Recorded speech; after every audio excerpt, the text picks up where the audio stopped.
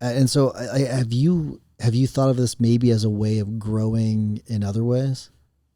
I jokingly said, my COO, Kathy, I jokingly said to her, I said, I know the ink's not dry yet, but who should we go after next? But in all seriousness, we have a very specific growth plan for this year and for the future, and we spend a lot of time and money marketing, trying to get organic growth, trying to do all the different things that we do. And this was the first time where, if I looked at the numbers, if we would take in as many signed cases as we did last year, and then I add these cases that are coming in, I've hit my numbers, my growth numbers.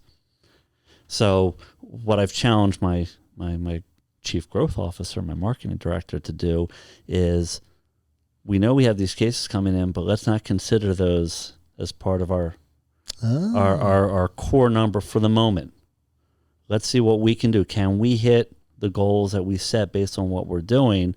Because if we do that, now all of a sudden, instead of having our 20% growth, we're going to have 35% growth. Yeah. In terms of the cases. So it's an interesting way to look at it, and I do think that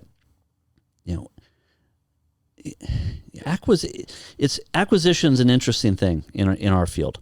I have a great team that's helping me with this. In fact, I had done something like this, bringing a very senior attorney in to help grow the business and do this certain part of the business, and basically made a very quick decision. Within a year, I ended the relationship.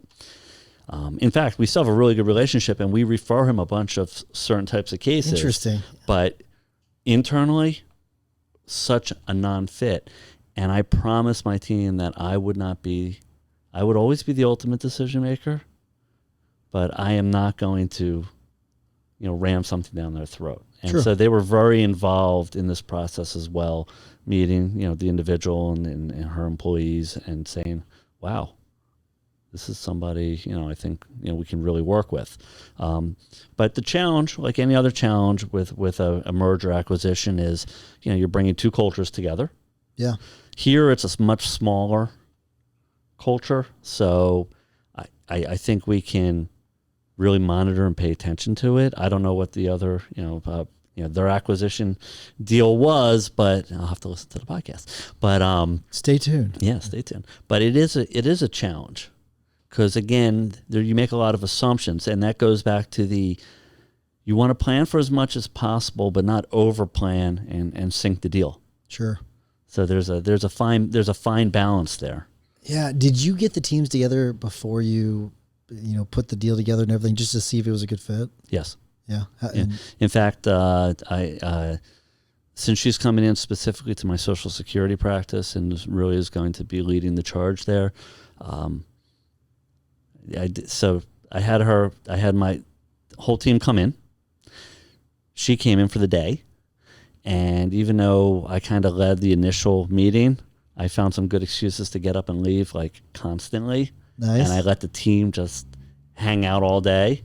And then I had lunch with her, and I got some great feedback. And then they spent the afternoon doing stuff. And then the next day I met with the team and got the feedback from them. So it's a clever way of doing it, so that they don't know you're doing it on purpose. I gotta make a phone call real quick. Sorry, Yeah. Even though I make this whole thing about, like, you shouldn't have your phone when you're in a meeting. But Absolutely. Yeah. But I mean, you gotta, like, I do think it's important that way. They're in like this natural environment with each other. I think that's a good idea.